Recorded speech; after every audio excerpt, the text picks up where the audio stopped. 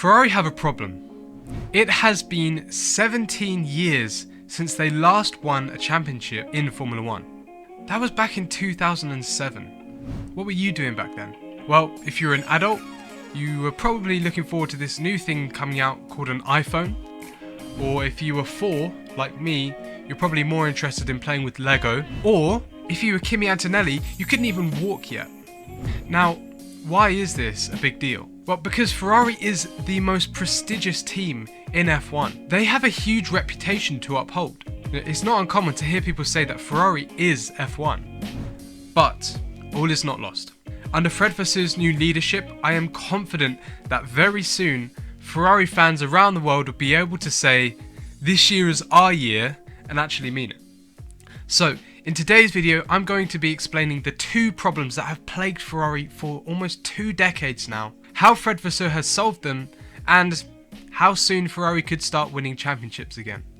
We'll also throw in some spicy rumours at the end, so make sure you stick around for that. So the first problem that Ferrari has endured since their last championship win is something that plagues many large companies. Think about where you're working right now. It could be in a restaurant, could be in an office, could be on a building site. It doesn't really matter. But what are the people like? Are they super passionate about their job? Do they come into work every day excited about the things that they are going to be doing to propel the company forward? Well, probably not. People are often just quite happy showing up to take their paycheck and pay their bills. They're likely not motivated to take risks with their ideas or go above and beyond for fear of warnings or maybe even being fired. Ultimately, why is that? It comes down to the company's culture. If people feel that they can't be seen to do things differently from everyone else for fear of losing their jobs, well, they're not going to take the risks. But in F1, taking risks and doing things differently is exactly what gets you that first mover advantage in a new set of regulations, for example. I mean, if we look at Red Bull, they've been riding that wave of first mover advantage since 2022 now. So this is what Fred has been trying to implement. He wants the engineers to feel safe and secure in order to take bold ideas forward with their design concepts. He knows that innovation comes from taking risks, so he's changing the culture, the environment the engineers work in so that they feel safe to do so. Now, the next thing that Fred has been working on is key to an F1 team's success on a race weekend. Without a clear structure in this team, the communication breaks down and an F1 team loses its ability to make the correct decisions under the high pressure environment of a Grand Prix. Have you ever been in a situation where you've had 2 people talking to you at once? What happens? Well, you often don't know who to listen to, who to prioritize, so you end up not hearing anything that they say. And if it's a stressful environment, well, it makes it even harder. Now, this is a problem that Ferrari have been facing for a while now. I'm sure everyone is familiar with the famous Ferrari saying, "Yeah, check me." And that's what Fred has fixed. He has swapped out the former head of strategy, Iñaki Rueda, who is now on the remote pit wall at Ferrari's Maranello headquarters, and Ravin Jain, I hope I've said that right, replaces him as strategy chief, and he now works trackside. One of the reasons why Xavi, Leclerc's race engineer, is known for that saying is because he would often have multiple people talking to him at the same time with no clear answer for a strategy decision. They've also streamlined that communication to the race engineer, which hopefully means that strategy calls are clearer and the right decisions are made more often. But sometimes it's not enough to just restructure who you already have working in a team. Let's say that your company is a toolbox and each employee is a tool in that toolbox. Now, you've been using the same tools for a while and they've been great for the tasks that you've needed to do, but suddenly you encounter a new project that requires a specialized tool that you don't have. Hiring new employees is like adding that missing tool to your toolbox. Maybe you need someone with expertise in a particular software or industry knowledge that your current team just doesn't have.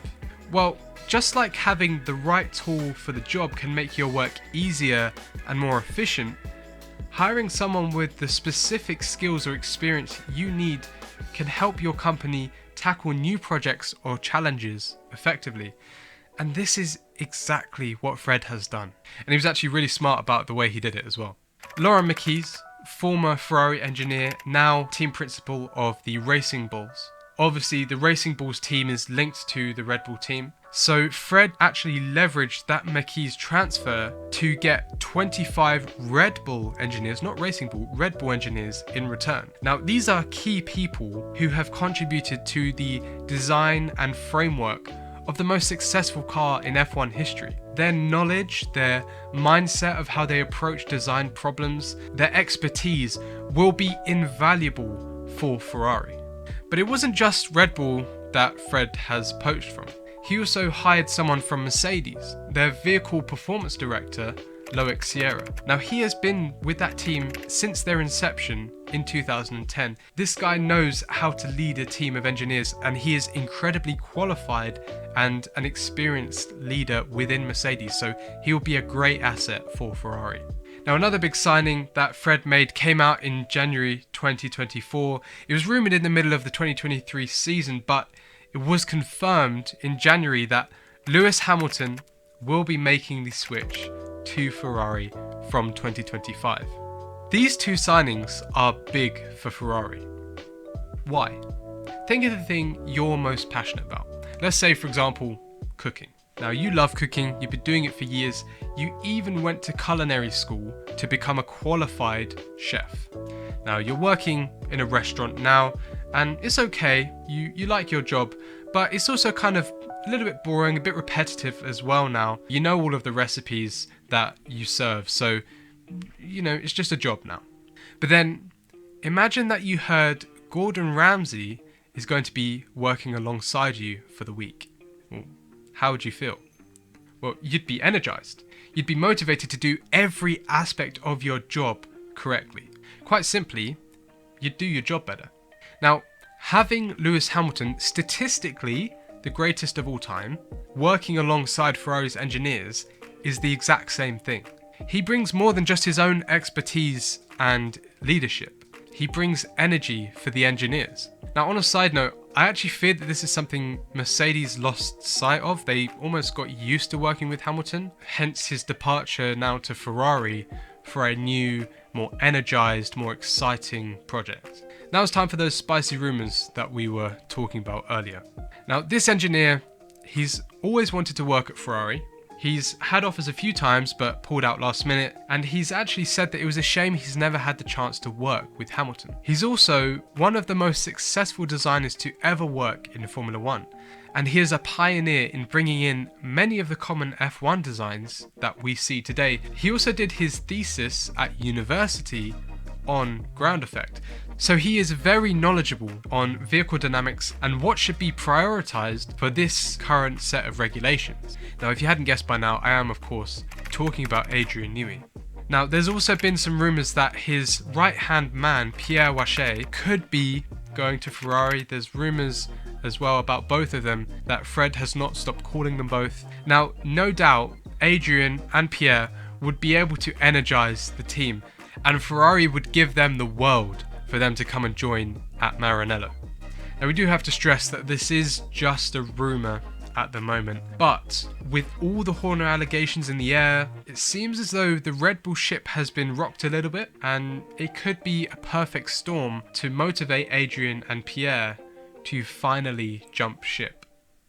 Okay, so you're probably thinking, Jake, this sounds great, but how do we know when they will start winning championships?